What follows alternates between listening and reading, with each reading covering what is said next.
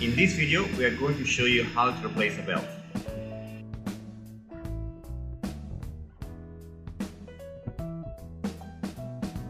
First, remove the wheel of the corresponding belt to allow yourself easier access.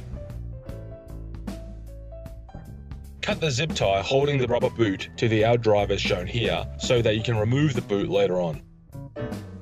Next, loosen and take off the screw holding the top suspension arm to the upright. Be careful not to lose the conical spacer and the spring washer between the top arm and the upright, as you'll need to reinstall those later on. Next, loosen the screw holding the steering rod to the upright.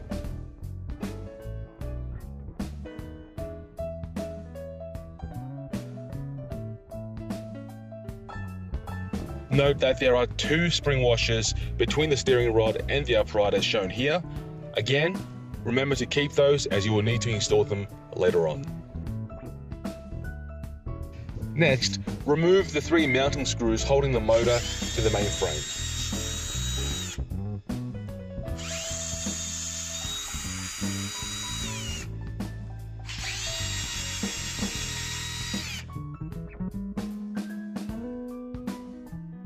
Now that the top arm and steering rod are no longer secured to the upright, you can now pivot the drive shaft out of the outdrive socket. And note that at the end of the drive shaft there's a lot of grease, so you want to use the boot to cover up the end of the rod so that you don't get grease all over the place. Now if your belt is broken, it may not be there anymore because it could slip out whilst you're riding, so you can move straight on to the reinstallation process. However, if your belt is still there and you're simply replacing it, remove the belt like so.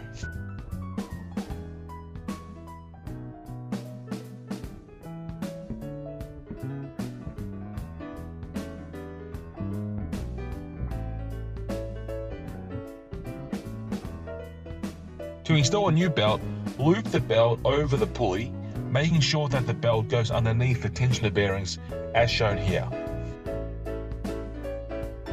Before remounting the motor, put a bit of thread locker in the motor mounting threads here.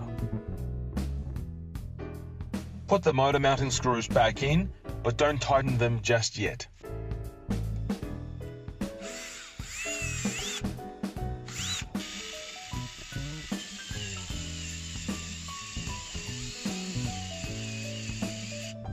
Once all three screws are back in, push up on the motor to tension the belt and then tighten the screws. A well-tensioned belt should still have some give in it, like shown here. If it's too tight or too loose, loosen the motor again and readjust its position. Now put the drive shaft back into the outdrive and then use the CV boot to cover the outdrive in order to keep the grease in. You can also use a zip tie to hold the boot in place. Before you put the steering rod back in, you will notice that there are three mounting positions for the rod. The higher the mounting position, the more steering the board will have. The lower the mounting position, the less steering the board will have. We'll go into more detail about this in a separate video, but just for now, the standard BajaBoard setup is that at the back of the board, all steering rods are mounted to the bottom hole, and at the front of the board, all steering rods are mounted to the top. For whichever hole you're mounting the steering rod to, put on a bit of thread locker and reattach the steering rod, remembering that there are two M6 washers that you have to reinsert as shown here.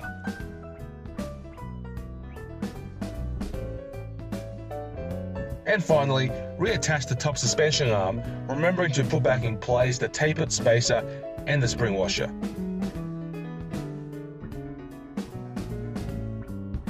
And once that's done, you can put the wheel back on to finish the job. As an optional check, hold the motor with one hand whilst trying to rotate the wheel with the other. If the belt does skip like so, you need to readjust the tension.